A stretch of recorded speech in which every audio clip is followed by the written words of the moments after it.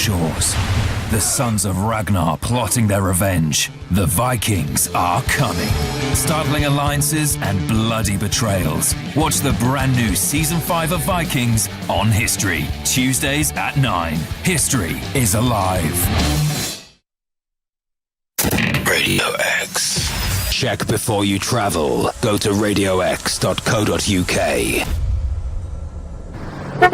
At Morrison's, get 5p off every litre of fuel when you spend £40 or more in store until Monday the 6th of May. Only at Morrison's. Coupon required. Terms, conditions and exclusions apply. See in store for details. Excludes online. Collect coupon by the 6th of May. Redeem coupon by the 12th of May. The Chris Moyle Show. With KFC. It's finger licking good. The Chris Moyle Show. Radio X. All right, we are now live on Facebook, so you can watch us on the Chris Moyle Show on Radio X Facebook page. Hello there, people watching. And on YouTube, which no one ever watches us on YouTube, at Radio X. I dare you. Radio X, I dare you. If you've got YouTube, just search Radio X and we're on live now. And on our Twitter feed, at Radio X on Twitter. So YouTube, Radio X, Twitter at Radio X, and the Chris Moyle Show on Radio X Facebook page. And you can watch us live. And if you're watching live now... 1 second, I just need to check this. Do you know what I've got? What? I just got a notification alert saying the Chris Moore Show on Radio X is now live Really? with Michael Sheen. Wow. Yeah. So let's bring him in then. As people are now watching, let's bring in, here he is. Look at him, Michael Sheen. Oh, hello, sir. There he is.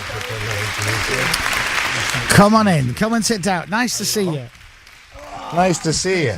Nice to see you again. Yeah. Do you remember we met? I did. Recently. Yeah. And I think the court case is coming up Well, in a couple of weeks. There's isn't no it? need, Michael. There's really no need. Aggressive hugging, I think, wasn't would be the charge, Yeah. wouldn't it? Yeah. It was basically, it was a show of love and admiration to you from me. Right.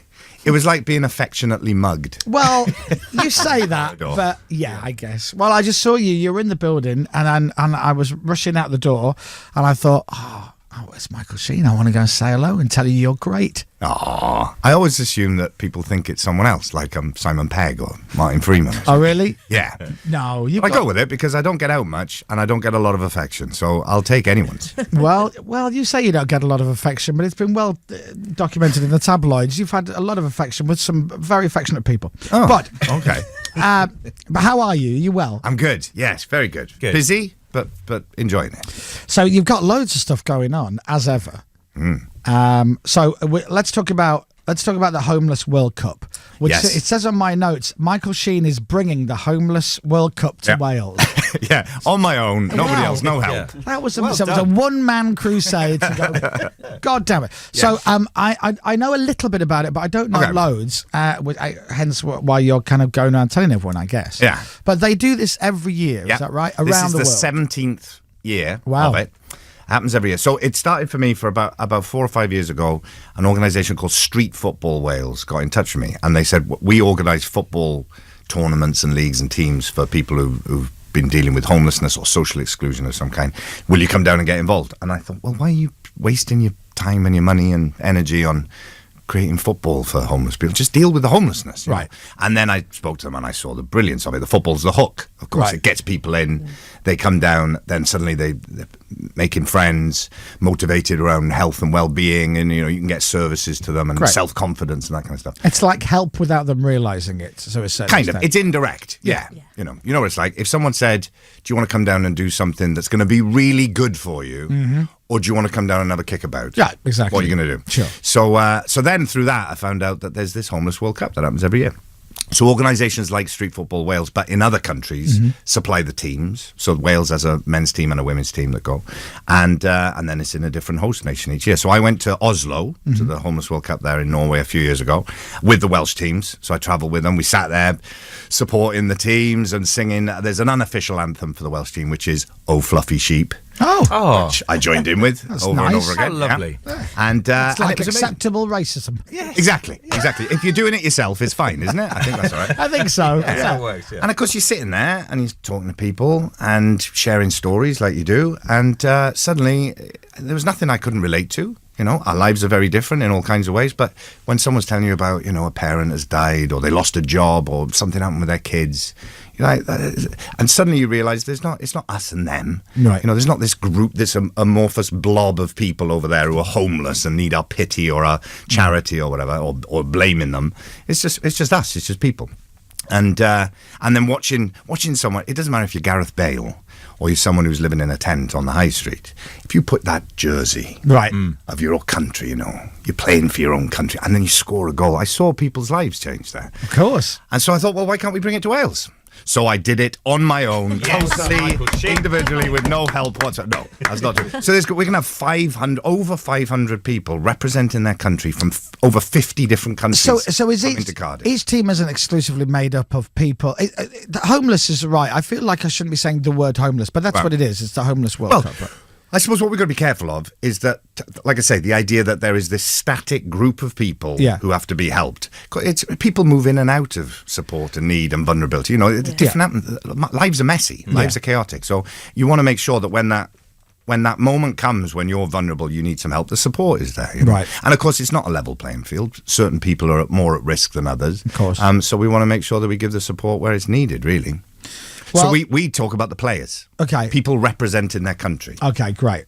So this is happening. It's a week-long event which is happening in end of July into August, and it is taking place in Cardiff, and it's free and open to all. So exactly. You can go and watch. Right next to Cardiff Castle. You can't miss it. Right. If you're walking through Cardiff, you can see the castle. It's right next to that in Butte Park.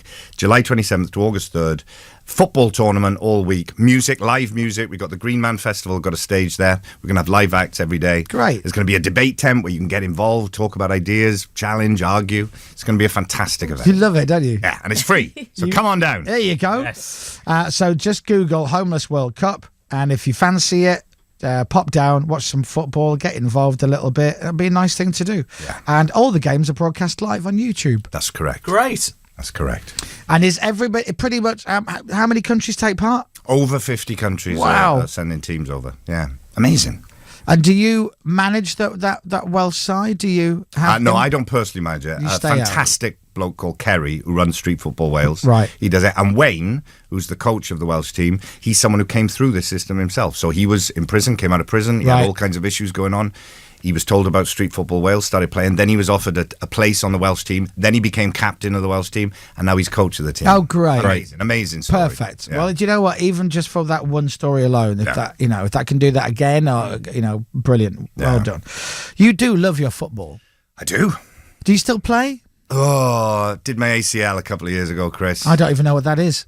It meant that my leg fell apart. Right. Oh, no. I was doing a film. I was doing like a stupid fight scene in a romantic comedy film, and I was supposed to throw this kid essentially to the floor. And the joke was, I can't move him. I can't. It was very funny, obviously. And as I was doing it, my leg went and I fell over. I thought, well, felt a bit weird. And people are like, oh my God, you all right? And I was like, yeah, I'll have another go. Did it again. Same thing happened. I thought that felt like my leg came apart. Turned out it did. Oh. Behind your knee, you've got these two ligaments, in a cross that holds your leg together. That snapped. My leg came apart. Ow. Yeah. And so I had to have an operation and put it back. I think it's what ended Cloughie's playing career. So it was just method acting, really. That's what it was. Just inhabiting the role. I can't. Weirdly, I actually think I have quite a decent pain threshold, but I don't think I do. I think I have a low pain threshold. When you gave birth, how did that go? No, I was just fat. I just really fat. Yeah, that was nearly the big ears. I've had a verruca since Christmas, and honestly, it's the worst thing I've ever happened to me. I've never spent a night in hospital, but I've been hobbling around for 4.5 months, and I couldn't have my knee fall off. Do you now just spend all your time in that little paddling pool thing before you get into the main swimming pool? Oh, I bought shares in verruca sock companies. You wouldn't believe it. Yeah. I had one when I was a kid, I remember. It was very, very upsetting. And that's it. And you have it when you're a kid, and then it goes away, and you forget all about them. It's the most embarrassing thing ever. Yeah. I've got a verruca, although it is on its way out. You'll be pleased. Finally. It is, yeah. And it's a nightmare, Mike. I have not had a pedi for months. Have you not? No. Yeah. They're like claws down there. I've had to cut my own nails. Oh, the shame. I know. Anyway, let me, right, so that's the Homeless World Cup. Google it and go and see it if you're in and around Wales, or even just take a little trip down, because Cardiff's a fabulous place and a great night out. Oh, it is. I once had a night out in Cardiff when we were working at Radio 1. We did the show from there, so we'd said we were going to go. And every time we'd say we're going out, especially in those days, you know, lads would be like, "Ooh," and not everybody loved me. I'm in a bar in Cardiff, and it's a Friday or Saturday night, and we walk in, and there's a little gaggle of us from the radio show, and we've got a friend of ours, Asa, who's like, you know, just there for just in case, right, just to keep the peace, and it was always fine. And I walk into this bar, and I just Milesy, you fat then. Miles, look, it's Milesy over there, you fat then. Milesy, hey, Milesy, you fat man. I'd had a few baby shams that night. I'm sorry. And this huge guy comes hurtling towards me, and I've gone, oh, God. And he goes, I love you, you fat. And gives me the biggest hug. Slaps me on the back, knocks my heart out, and he goes, let me buy you a drink. And I'm like, I love this place. That's not dissimilar to when we met in the corridor last time, is it? Yeah. Michael, come here. Yeah, fat. Right, so the other thing to talk about is a new TV series. Which is called Good Omens. Oh, yes, indeed. Yeah. Which is from the authors Neil someone. And Neil Gaiman. That's it. And Terry Pratchett. Yes. So they wrote the book that it's an adaptation of. So the book came out when I first came to London, when I was at drama school. So 1990 or something like that. And I remember the book coming out and reading it, and I loved it. And it's taken a long time for it to be adapted. But Neil Gaiman has done the adaptation himself. Right. And it's coming out May 31st on Amazon. And it's about an angel and a demon who have to save the world. And I play the angel, and David Tennant plays the demon. I'm quite surprised by that. Why? I thought it might have been the other way around. Well, yeah. I mean, see, me and David, the reason why we've not really worked together much before is because we're often up for the same parts. Really? So it sort of makes sense because, of course, all demons started off as angels, didn't they? I guess. You know your theology. As you do, Chris, I know. They're fallen Please, angels. I'm all over it. I'm all over my theology. Should be Yeah. name, isn't it? That's just behind the knee, isn't it? It is. So have you ever got a job and found out that David Tennant was up for it and sent him a text going, ha ha? I think we both have a sniff of each other. Oh, that's You know, nice. we can sniff I'd watch each other that. on a script when it gets sent. You can smell it. He's very mucky. You peanut butter all over the pages. Is it off the top of your head? Is there anything that he got that you were like, oh, I really wanted that? Ooh. I don't know anything for definite. Okay. And it's like actors tend to not, you know, when someone says, I'm doing this job, you tend not to go, oh, they wanted me to do that, but I said no. But you don't audition anymore, though, do you? Not really. I mean, what they do now is they say, just have a little meeting, see if you get along. Which, you know. If you got asked to audition for something, would you be offended, or would you? Could it spark your interest maybe in a project? Well, funnily enough, sometimes what happens is that you get, you know, a bit big for your boots and all that, and you don't audition, and then it gets a bit scary because then you turn up on the first day and you think they haven't actually seen me do this. Right. I don't know if I'm gonna, you know, maybe I'm gonna do it, and they'll think that's rubbish. In fact, I did this job in America, in New York, not that long ago, and it's on now. In fact, it's called The Good Fight, and it's on TV over here. It's a big character, and lots of people think it's great. And a lot of people, it's very like you, Chris. A lot of people, it's very divisive in terms of how people react. Handsome but divisive. Exactly. And when I've turned up first day of that, again, similar thing, I hadn't had to go at it. No one had seen me do it or anything. And it's a big character. You walk in, it's season 3 of this show. Right. So everyone else has been doing it for a while. And I walk in and I'm playing this huge character. Hello, here I am. All this kind of stuff. And it's weird because you think I'm going to open my mouth and I'm going to do big acting here. And if it works, great. If it doesn't work, they're handing me my P45 at the end of the week. The room would go very quiet. Very quiet. And be a lot of chatting in corners. Man. Yeah. Do you? So you don't audition, so you get a role like that. So do you practice at home? You do. I mean, it sounds weird, but yes, you do. Well, you do I practice guess you've got to. in front of the mirror, all that kind of stuff. You know, that. And if you're doing a voice, you kind of practice your voice. Do you love it still? I tell you what I really love. I love it when it's just scary enough. Right. And you get something and you think, well, I've been doing this for a while now, and you don't want to just do what you know you can get away with and do. You know, so it's nice if you look at it and you go, I don't know if I can do this, but you know inside, like I think I can do it. I think so. Just pushing yourself like that. That's what I enjoy. How long did it take to get Cluffy's voice? Well, when you're playing someone, when you're playing a real person, and especially it's someone who's really familiar to people, you know there's a massive amount of expectation. Then you've got to make sure people feel comfortable really quickly that okay, I get it. You're that person. I'm going to go with you. Yeah. And so you have to put a lot of work into that in order to really then let go of that work, because you don't want everyone to be thinking about you doing an impersonation every scene. You want them to go with the film, you know. Yeah.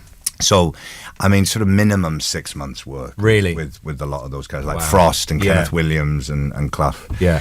But with Clough, of course, the great thing for me was that it brought the two worlds of my life together, because I was, all about football growing up. That's What team were you? Well, it's a very specific team. My team is the Liverpool team of the mid-70s. Oh. So, because I went to live in Liverpool for 3 years, between the age of 5 and 8, because my dad got a job there and moved for work. So I was there, 6, 7 years old as a boy. Like, that's the peak moment. So I used to go down to Anfield and watch that Keegan Toshak. Wow. I was in over at Cardiff City for a match against Liverpool recently, and John Toshak was in the room. I couldn't speak to him. I was completely starstruck. You do get totally starstruck by footballers. Yeah. Especially when you're that, if it was someone from that age. Sure. So it was that team. I used to watch that team, love that team.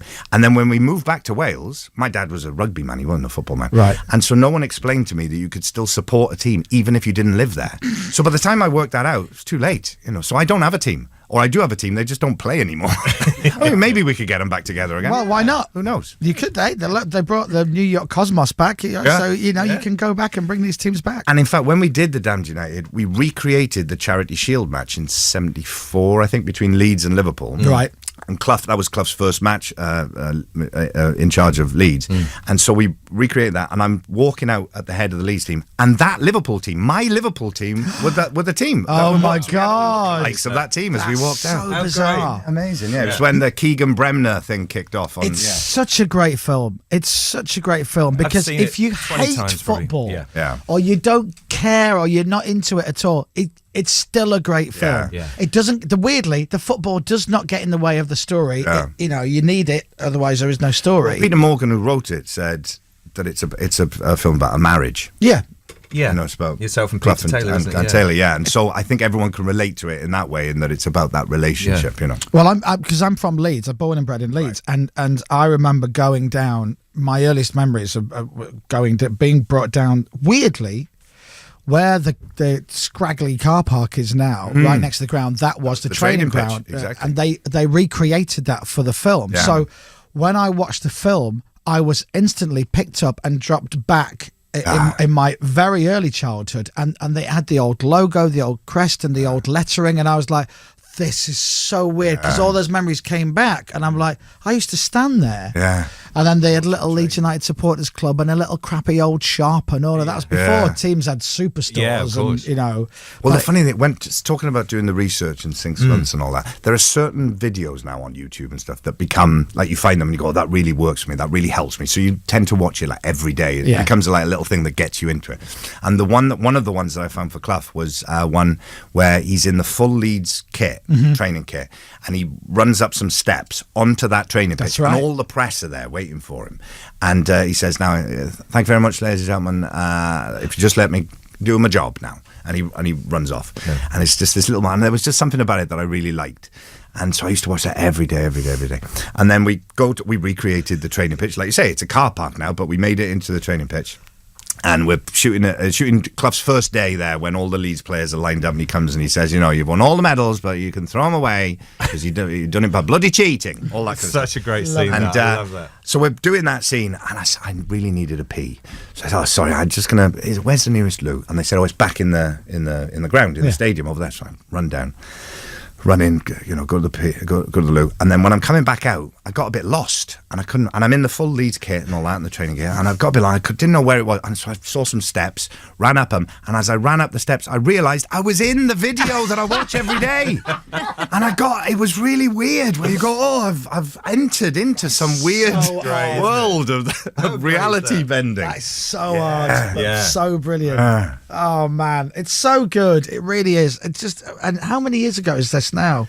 What was that? 10, 12 years ago? Gotta would be. it be? Yeah, it's gotta be. We had Timothy Spaulding on Monday. Yeah. He's amazing, isn't great he? first time we'd met him, actually, wasn't he? He was really just good. brilliant, It was yeah. lovely. Can I say, so I did something with his son the other day, Rafe Spall, who's also an Yeah, he amazing is. actor. And Rafe said, my dad's never won like a major acting award. No, So that's something's gone wrong there, ladies and gentlemen. Yeah. Come I on. think what was I saying? Off the top of my head, Nominated it's like for 5 times or something for BAFTAs. BAFTAs Yeah. and just never won. I mean, he's one of our greatest actors of all time and most well loved. We've got to create an award. How for many him, haven't we? BAFTAs have you got? None. Well, then What? that's very generous of you to say he should get one. No, yeah, I would definitely put Tim first. You hoping that Tim's going to go, no, I think Michael should have one. Actually. He should have it. Well, why don't we write something, put the two of you in it There together? you go. Oh, well, we should do the second part of the Clough Taylor story. Of course. Forest years. Ooh, boy. Do you want a little story about this? Yeah. Because of that child man there who's in Italy. Yes. Right. Well, So son. Timothy came on the show the other day, and we did the interview, and then he has to go off and do something else. And I went, oh balls, Michael's in on Friday. I thought it'd be nice to get him to record something maybe putting on a bit of a voice, going, "We worked together once. Remember me?" And you'd be like, "Who's that?" Because he's in the damn United, as you say. So he went out to do something else. So I said, "Oh, James, I meant to get him to do that." He goes, I thought it, don't worry. So off he runs. And then he's being interviewed by somebody else, Timothy Spall. And the guy who interviews Timothy Spall comes back into our studio afterwards and goes, I asked him to do it, the message for you. Oh, yeah. And he goes, I can't do it. I've never worked with him. And they went, oh, well, we got told you'd done something together and you had to record a message. And he goes, no, I've never worked with Michael Caine. Because he got the Michaels mixed when up. he's worked with Michael Caine. Can you get him to record a message when Michael comes in? So poor Timothy Spall spent a good 5 minutes. I don't believe I've ever worked with him. IMDb Thinking there was himself. the years that were a bit of a blackout for Timothy Spall, where he did a film with Michael Caine. I don't remember. I'd like Michael. to see a film between him and Michael Caine. Sure. We'll put everybody in it. Yeah. You've done so much good work. It's unbelievable. I love it all. I really do. I love Passengers. Oh, you enjoyed that one? I love it. It's a bloody great film. Yeah, I enjoyed It's doing a that. great film. Do you know, I spent that entire film with a steel bar up my back. Right. Because, you know, I'm a robot. And Yeah. I haven't got any legs. And I have to zip around behind the bar. Oh, So they you're very built this good, man. contraption for me that I had to sit in, like a sort of ejector seat in an aeroplane or something. And then I was strapped to it the whole time. And then there was a guy who was operating it to zip it around so that I didn't look like I was shaking when I was moving around. And it was the most uncomfortable I've ever been. When you but if film- you've got Jennifer Lawrence in front of you, Yeah, don't when really you care. film something like that, at any point are you thinking, this is a load of rubbish, this. I'm a robotic legless Yeah. barman whizzing up and down. This is rubbish. I always remember my first job ever. So I left drama school early to do a play in the West End with Vanessa Redgrave. Wow. Amazing actress, you know, I like extraordinary. And I also remember when we were starting to do the performances at the theatre that's now I think called the Gielgud Theatre, but it Right. was called the Globe at the time. And we're standing there about to go on to do a scene, and it was so exciting for me, you know. Vanessa Redgrave, and she's standing there, and she's wrapped in a sheet for this one scene. Right. She was playing Isadora Duncan, and we're standing there waiting to go on to do the scene in front of the audience, and the cue is coming up. I can hear it on stage, and the doors open, and just before we go on, she turns to me and goes, "What a stupid way to earn a living." Well, this is Vanessa Redgrave saying this, and it always comes back to me in moments like that where you go, "What am I doing?" Well, it is. It's. I can't remember who we were talking to. Maybe Timothy or someone else. And I was. You're basically playing dress up, aren't you? Yeah, Your kids. Exactly. You're grown up kids. Especially in like the bigger budget films, Yeah. you know. So I've done films like Tron, yeah. and Twilight, and all that kind of stuff. It gets progressively, even though there's more and more money spent on it, weirdly, it gets more and more like acting in your bedroom. Because essentially, it's all CGI and effects and stuff. So when you're reacting to this amazing dragon or, you know, spaceship, or it's just a man with a tennis ball on the end of a stick. That's literally what you're reacting to. So it's as close to being in your bedroom doing Yeah. stupid play. Well, I'm obsessed with the Avengers movies. All right. I'm totally into them, and I've seen the new one, and just you know, and I'm genuinely upset that little phase is over, but there'll be more. And only in the last couple of weeks did it dawn on me that Scarlett Johansson or Chris Evans or whoever it may be, there must have been a moment where, because they're in uniforms, right? They're in the superhero attire. And I imagine for some actors, they're like, I can't believe I'm playing a superhero. I'm going to have a little model of me and a toy and everything. But for other actors, they might be like, look what I'm wearing. This is ridiculous. ridiculous. And you're right, they're stood in an ill-fitting outfit Yeah. or very, very tight, and they're going like that. Hwah! And they have to do that for an hour. Hwah! Thinking, Thanks, Scarlett. Could we just try that Yeah. again? Yeah, But you're- can we do it with a slightly different expression on your face? You're going around sat on a thing with a pole up your back, pretending to be a legless robotic barman. You're rather trained. I work for the RSC. Yeah, I'll have you know. Absolutely. Vanessa Redgrave was your first theatre gig. Yeah, it's to be honest, it's very rare that you meet actors who do that kind of work, or that's Yeah. included in their work, that don't have a very silly streak in them, and that's what kind of bonds actors together a lot of Yeah. the time. Is this kind of sense of ultimately the absurdity of what we're doing. So, Robert Downey Jr., for example, Iron Man in the Avengers films. I did a film of Dr. Dolittle with him. It'll be coming out next year sometime. I mean, he's the silliest man I've ever met. Right. And yet he's one of the biggest stars in the world, and all that. But you've got to have it. You've got to have a sort of a sense of the ridiculous Of to be able course. to do all this. Totally. Well, everybody look out for Good Omens, the new TV series. It comes out on Amazon Prime Video end of May, but it will be on the BBC later on in the year, at the end of the year. And Google the Homeless World Cup. Michael is single-handedly bringing it to Wales, and you can go and you can take part. Well, take part as you can watch and then get involved, and then you'll be doing a really good thing, and then you can be as debauched for the rest of your life knowing you've done one good thing. Absolutely right. There you go. Really lovely to see you. And you. Come back anytime. Thank you, Chris. And we'll have another hug in a minute and be all awkward. Ladies and gentlemen, Mr. Michael Sheen. The Chris Moyle Show. With KFC's new original Kentucky Mayo Twister wrap. It's finger-licking twisted. Long Shot is the funniest film of the year. Critics are unanimous. It's smart, sharp, hilarious, and an absolute must-see. Long Shot, only in cinemas, rated 15. Will you have the time to make a PPI claim before the deadline on August the 29th? If the answer's no, or you're not sure, maybe you should let the claims guys manage your claim for